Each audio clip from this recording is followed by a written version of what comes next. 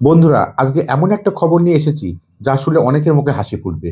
লক্ষ্মীর ভান্ডারে টাকা বাড়লো, ডিএ বাড়লো, বেকার ভাতা চালু, একসাথে এত ঘোষণা আগে খুব কমই হয়েছে।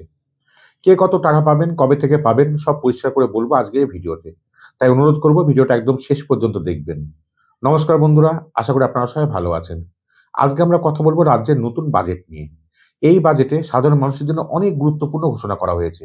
বিশেষ করে মহিলাদের জন্য, সরকারি কর্মীদের জন্য, বেকার যুবক যুবতীদের জন্য, সবার জন্য কিছু না কিছু সুখবর আছে।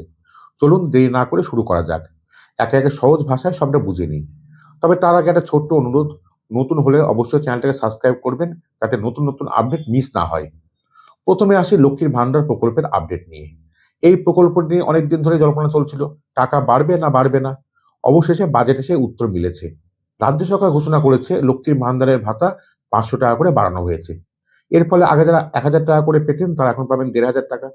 আর যারা আগে 1200 টাকা করে পেতেন তারা এখন পাবেন 1700 টাকা। শুধু তাই নয়, এই প্রকল্পে আরো 20 লক্ষের বেশি নতুন উপভোক্তা যুক্ত হবেন বলেও জানানো হয়েছে। এই প্রকল্পের জন্য রাজ্য সরকার আলাদা করে 15,000 কোটি টাকার বেশি বরাদ্দ রেখেছে। অর্থাৎ সরকার এই প্রকল্পকে আরো বড় আকারে নিয়ে যেতে চাইছে, এটাই পরিষ্কার।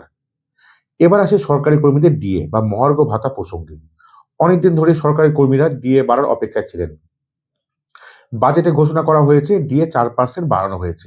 আগে যেখানে ডিএ ছিল 18%, সেটা এখন বেড়ে হলো 22%। এই বাড়তি ডিএ আগামী 1 এপ্রিল থেকে কার্যকর হবে বলে জানানো হয়েছে। এতে সরকারি কর্মীদের মুখে হাসি ফুটেছে, আর তাদের দীর্ঘদিনের দাবি অবশেষে কিছুটা হলেও পূরণ হয়েছে। এবার আসি যুবকদের জন্য নতুন ঘোষণা নিয়ে।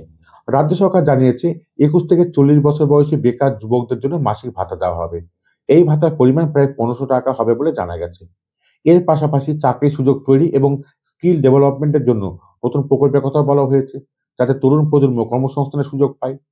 এবার কথা বলি কৃষকদের নিয়ে।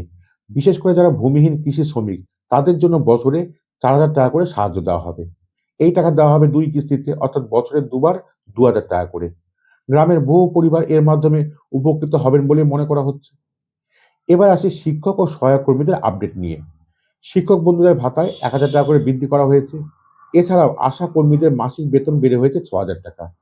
অঙ্গনওয়াড়ি কর্মী ও সহায়িকাদের জন্য 1000 টাকা করে ভাতা বৃদ্ধি করা হয়েছে। আরো একটি গুরুত্বপূর্ণ ঘোষণা, যদি কোনো কর্মী কাজের সময় মারা যান, তাহলে তার পরিবারকে 5 লক্ষ টাকা আর্থিক সাহায্য দেওয়া হবে। এই বিষয়টির জন্য সরকার আলাদা করে বড় অঙ্কের অর্থ বরাদ্দ রেখেছে।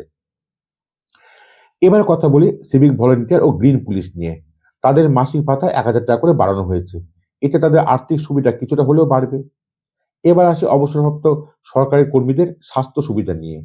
আগে যেখানে 2 লক্ষ টাকা পর্যন্ত ক্যাশলেস চিকিৎসা সুবিধা পাওয়া যেত, এখন ঘোষণা করা হয়েছে 2 লক্ষ টাকার বেশি খরচ হলেও তার 75% পর্যন্ত ক্যাশলেস সুবিধা দেওয়া হবে।